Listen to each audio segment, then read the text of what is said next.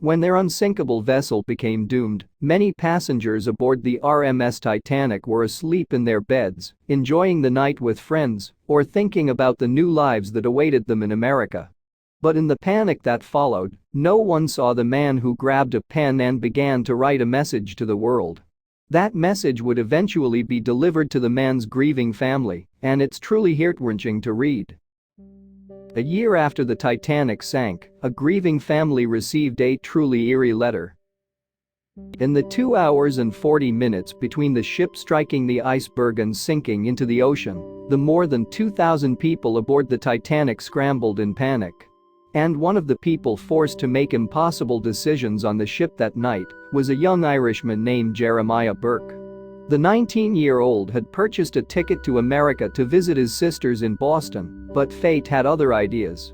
The collective panic of that moment must have been nearly impossible to bear. Thankfully, Jeremiah was traveling with his 18-year-old cousin Honora Higarty, so they at least had each other. And the trip had been a big deal for Jeremiah. His family had gathered to give him and Honora a warm send-off, and as a parting gift, his mother had given him a little bottle of holy water to keep him safe on his journey. The pair had each paid the modern-day equivalent of $860 for their third-class tickets. And in their short time on the ship, Jeremiah and Honora became friendly with a fellow passenger named Eugene Daly. A skilled musician, Eugene was a piper from Cork, Ireland, who treated the crowd to songs. He was hoping to build a new life for himself in the US. We know a bit about what Eugene experienced. At the precise moment the Titanic hit an iceberg, he had been in bed. Meanwhile, the passengers in steerage were having a ball. Eugene described a great deal of dancing and singing in a letter. And the account he later gave to the British newspaper The Daily Sketch was vivid and unsettling. Eugene said, "I was in compartment 23 steerage. I was in my bunk asleep. A crash woke me up. It nearly threw me from my bed. I got up and went to the door. I put on my trousers and shoes. I met a steward in the gangway. He said there was nothing serious, so I went back for a little while. Then I went up on deck as I heard a noise there. People were running around." Amid the chaos, Eugene retreated to steerage and located the cabin of two female companions, Maggie Daly and Bridget Mulvihill. And after scuffling with a stranger over a lifebelt, the trio headed in search of a boat. Eugene told the Daily Sketch, "There was a great deal of noise at this time, and water was coming in. We knelt down and prayed in the gangway, then we went to the deck, but there were no boats going off. In time, the lifeboats were launched, and the three of them hastily climbed aboard. But true to what the 1997 movie portrayed, women and children had first dibs. Eugene would just have to hope and pray that he could somehow escape before the inevitable happened. Would he have to go down with the ship?" And tensions flared as the crowds tussled over the remaining lifeboat places. Eugene later recalled how several Italians stormed the stairs, some of them brandishing weapons and yanking women out of their way. As the crowds pressed forward, an officer drew his gun and threatened to shoot anyone who flouted procedure. But that wasn't enough of a warning for some. Eugene told the Daily Sketch, "Two men tried to break through, and he shot them both. I saw him shoot them. I saw them lying there after they were shot. One seemed to be dead. The other was trying to pull himself up at the side of the deck, but he could not afterward. There was another shot, and I saw the officer himself lying on the deck. They told me he shot himself." Then, after several near escapes, Eugene dived into the freezing water in a last-ditch effort for survival.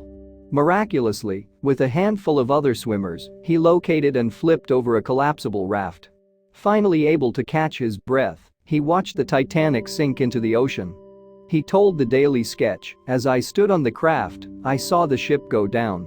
Her stern went up and she gradually sunk down forward, her stern stuck up high." Hundreds of other people made impossibly quick decisions on the water that night, including Jeremiah and his cousin Honora. Sadly, they weren't as lucky as Eugene. And their final moments remain relatively unknown, other than what was gathered by one heartbreaking clue. That clue eventually made its way to Jeremiah's family, and it would have been devastating to read. Jeremiah must have remembered his mother's parting gift, a bottle of holy water. He used that as part of a desperate act, knowing, perhaps, that the end was nigh. The doomed passenger wrote out a note on a scrap of paper, stuffed his words into that holy water bottle, and cast it off into the Atlantic. The bottle soon got swept up in ocean currents. Slowly, it traveled east towards Europe, towards the lands from which it had come. When the news of the Titanic sinking broke, families waited for any news of their loved ones. Then, in the summer of 1913, a little more than a year after the tragedy, a postman was walking his dog on a shingle beach in Dinkedle near Cork Harbour. And that man stumbled on the bottle washed up, weathered but entirely intact. So he handed it over to the Irish police. Written in Jeremiah's handwriting, the message was a final farewell to the world. It simply read, "From Titanic, goodbye all, Burke of Glanmire, Cork." The Royal Irish Constabulary passed it on to Jeremiah's family. Speaking to Irish TV in 1998, Jeremiah's grandniece Britt O'Flynn said, "This is unmistakably that bottle that had left 13 months previously, and unmistakably Jeremiah's handwriting. A bottle of holy water in those days that your mother gave you was a reverent thing. It wasn't something you threw out the sight as you left Ireland. To me, it's senses of panic." But according to another of Jeremiah's nieces, Mary Woods, his mother tragically never got to see that final message. She told the BBC in 2011, Jeremiah's mother didn't know for days what had happened to him when she found out. She died of a broken heart within the year before Jeremiah's letter turned up on the beach. Jeremiah and Honora were just two of the 1,500 people who died in the Titanic disaster. The third-class passengers suffered the greatest losses, as only 25% of them survived. Of the second-class passengers, 42% made it out alive, while the first-class passengers fared best, with 61% of them living to tell their harrowing tales. In actual fact, Jeremiah's mother died of cancer. His father lived on for another 18 years, succumbing to pneumonia on May 1, 1931. And the bottle and note remained in Jeremiah's family for the best part of a century. They were both treasured heirlooms and a potent reminder of the most infamous passenger ship disaster in history. The Titanic had been packed to the rafters with the cream of Western society: aristocrats, socialites, and millionaire businessmen. But while it was celebrities such as John Jacob Astor and Benjamin Guggenheim who made headlines when the ocean liner sank, the disaster naturally affected many ordinary people. Jeremiah, Honora, and Eugene were among them, of course. So was Eva Hart. Bound for a new life in Canada, Eva was only 7 years old when she climbed aboard the doomed liner. By the time she reached New York, her father was dead, the victim of a tragedy that could have been prevented. And in the years that followed, she didn't hold back when it came to what had gone wrong. To Eva, the people who wanted to disturb the wreck of the Titanic and desecrate her father's grave were no better than savage pirates. And for those in charge of the ship, she had an even more damning message. Eva held those people responsible for her father's death. Eva had been the only child of Benjamin Hart, a laborer, and his wife Esther. Tragically, she'd had several half-siblings from her mother's first marriage, but none of them had survived into adulthood. And, sadly, that was just the beginning of the family's misfortune. At first, Eva spent her early years getting an education at a convent school in East London. But when the British economy began to struggle, the Hart's quality of life deteriorated. Unwilling to see his family suffer, Benjamin came up with an idea. He would book passage across the Atlantic and seek new opportunities in the Americas. Apparently, Benjamin's brother had already made the move, beginning a new life in the Canadian city of Winnipeg. So, Eva's dad decided to take his small family and join his sibling in the new world. Originally, he booked 3 places on the SS Philadelphia, a ship operated by the Inman Line. At one point, the Philadelphia was the fastest vessel of its kind to cross the northern Atlantic. But by the time the Harts decided to emigrate in 1912, it had begun to show its age. Benjamin was delighted, then, when a twist of fate saw them transferred to the most luxurious liner in the world. Due to an ongoing coal workers' dispute, the Philadelphia could not sail as planned. As a result, the Harts were given passage on the maiden voyage of the RMS Titanic, owned by the competing White Star Line. And after splashing out the equivalent of nearly $3,500 in modern-day money, they boarded the liner at Southampton as second-class passengers. At the time, the Titanic was arguably the most famous vessel in the world, lauded for its opulent interiors, unsinkable construction, and all-star passenger list. The prospect of sailing on such an illustrious liner would have made many travelers ecstatic. But not everyone was happy about the change in plan. My father was so excited about it, and my mother was so upset, Eva told historians decades on. The first time in my life, I saw her crying. She was so desperately unhappy about the prospect of going. Esther, it turns out, had experienced a premonition of sorts that had left her terrified to set foot on board the Titanic. I so clearly remember my mother saying to my father, "Oh, this is the ship they say is unsinkable," Eva told the BBC in 1979. My father said, "No, this is the ship that is unsinkable." My mother said, "Well, that is flying in the face of God, and that ship will never get there." And right up to boarding the ship, on the day of sailing, my mother begged my father not to go. But Benjamin would not be persuaded to abandon their trip, and Eva was soon caught up in the buzz of the occasion. Catching the boat train to the docks, she was amazed by the size of the Titanic, at the time the biggest ship afloat. And together, the Harts made their way to their second-class cabin, which would have most likely been somewhere between D and F decks. Still, even amongst the glitz and the glamour of the Titanic, Esther remained fearful of what she regarded as a blasphemous voyage. Eva recalled, "We went down to the cabin, and that's when my mother said to my father that she had made up her mind quite firmly that she would not go to bed in that ship. She would sit up at night. She decided that she wouldn't go to bed at night, and she didn't." Aside from this strange habit, though, the Harts seemed to cope well with life at sea. Long after the disaster, a letter emerged that Eva's mother had written on April 14, 1912, 4 days out of Southampton, and just hours before disaster would strike. In the letter, Esther explained that she had been ill the previous day, but that she was now well. In fact, she had accompanied her daughter to church that morning, where Eva had sung her favorite hymn. But even though the crew assured her that the crossing was calm, she wrote, she disliked the movement of the ship as it crossed the Atlantic. In an uneven hand, Esther wrote that the Titanic was due in New York on Wednesday morning, although there were rumors that they might make it before. There, she planned to send the note back to her family in England on board the liner, where it would no doubt make an interesting keepsake from the historic voyage.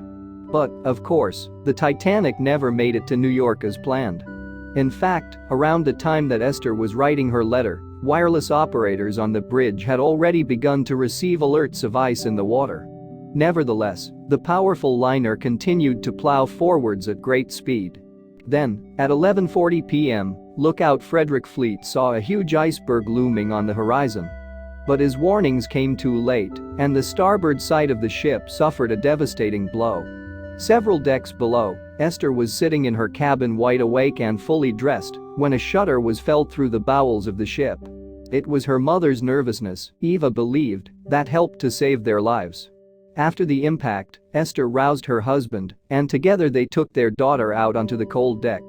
Wrapped up in her father's sheepskin coat, the girl woke to find the normally sedate atmosphere of the Titanic transformed. Famously, the doomed liner was not carrying enough lifeboats for all of the passengers on board. But because Esther had been prepared, the Harts were able to reach the deck before the flow of passengers became overwhelming. Telling his daughter to be good, Benjamin placed her into a waiting vessel and waved goodbye. According to one report, Benjamin was offered a spot alongside his wife and daughter in the lifeboat, probably due to their early arrival on deck. But, as Esther later explained, he refused it, giving up his seat to a nearby woman instead. In the days after the sinking, stories of such heroism would stand in stark contrast to the reported actions of the White Star Line's J. Bruce Ismay. Tragically, neither Esther nor Eva would ever see Benjamin again. In the early hours of April 15, the Titanic disappeared beneath the waves, claiming the lives of almost every soul left on board. Out of 2,229 people, only around 700 survived. Even today, it remains one of history's worst maritime disasters. Eventually, Esther and Eva were picked up by the RMS Carpathia and taken to New York City, where the press waited to greet the survivors. But without Benjamin, the Harts had no wish to remain in the New World. Not long after their arrival, they boarded another liner and sailed back to the UK. And the horrors of that fateful night would never leave Eva. Decades later, during another interview, she recalled how the image of the disaster had been forever burned onto her brain. "I saw that ship sink. I never closed my eyes. I didn't sleep at all. I saw it, I heard it, and nobody could possibly forget it," she said. "I can remember the colors, the sounds, everything," Eva continued. "The worst thing I can remember are the screams. It seemed as if at once everyone had gone, drowned, finished, the whole world was standing still. There was nothing, just this deathly, terrible silence in the dark night with the stars overhead." Eva's trauma was so great that she reportedly suffered from nightmares for many years after the sinking. But after her mother passed away in 1928, the 23-year-old decided to face her fears. Apparently, she booked herself a ticket on a ship bound for Singapore, determined to overcome her demons once and for all. After shutting herself in her cabin for several days, the story goes, Eva could finally sleep peacefully again. But she continued to speak out about her experiences on the Titanic for the rest of her life. And her grim recollections of the sinking were far from the gravest thing she had to say. Speaking to the BBC, Eva was adamant that the disaster could have been averted and that human error, not nature, was responsible for her father's death. "I'm convinced that as long as this world lasts there will be this avid interest in the Titanic," she said, "because it is the one major disaster that has ever taken place in this world, for which there was no excuse for one life being lost. The Titanic took 2.5 hours to sink. The sea was calm. If there had been enough lifeboats, no one would have died," Eva continued.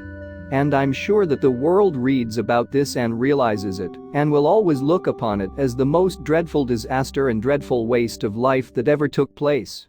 Eva, it seems, blamed those in charge of the Titanic, men such as J. Bruce Ismay, who was managing director of the White Star Line. And she didn't stop at calling them out, either. After the wreck of the liner was discovered in 1985, she became a vocal opponent of efforts to salvage the site. 2 years after a French-American team found the wreck 12,500 feet beneath the surface, attempts were made to locate objects from the Titanic and bring them to shore. There, they soon became collectibles, with many going on to fetch tens of thousands of dollars at auction. But for Eva, the whole practice was rather too macabre. Speaking out against the salvage operation, Eva branded those responsible fortune hunters, vultures, pirates, and grave robbers. And when she found out about proposed plans to raise the wreck of the Titanic, she became even more enraged. To her, it was her father's final resting place, and she wanted it to be left in peace. "I hope severely that they will never attempt to raise part of it," Eva said in an interview for the 1994 documentary Titanic. The complete story. "I do hope they will remember this is a grave of 1,500 people who should never have died. And I don't think you should go down there and rob graves. I'm very much opposed to it." But despite the trauma she endured that cold April night, Eva went on to live a full and interesting life. Although she never had a family of her own, she traveled to Australia for a time, where she worked as a singer. Later, she returned to England, where she became an active member of the Conservative Party. When World War II broke out, Eva put on entertainment to keep soldiers in good spirits. And after the Blitz destroyed huge swathes of London, she busied herself passing out supplies to those caught in the chaos. For her work, she would later receive an MBE. But even though Eva was just 7 years old when the Titanic sank, her memories of the disaster remain her greatest legacy. And her testimony has proven right on more than one occasion. For decades, she insisted that the great liner had split apart before it had disappeared beneath the waves, a version of events that was long contested. When the wreck was finally located, though, it became clear that Eva had been correct all along. Similarly, she insisted that the SS Californian, a nearby ship that had not acknowledged the Titanic's distress calls, had been within sight of the stricken vessel. Later, an investigation would confirm that the Californian had been far closer than the claimed 19 miles away. Throughout her life, Eva remained active in the Titanic community. In 1982, she marked the 70th anniversary of the disaster by traveling to the US, where she met up with other survivors for a convention observing the milestone. And although she was in her 80s at the time, she participated in several further events before her death in 1996. But even that was not the end of Eva's story. In 2014, the letter penned by Esther on board the Titanic sold at auction for approximately $200,000. It was said to have been found in the pocket of Benjamin's sheepskin coat, a memento of the last moments before the Harts' lives were irrevocably changed. Thanks for watching, and don't forget to like and subscribe.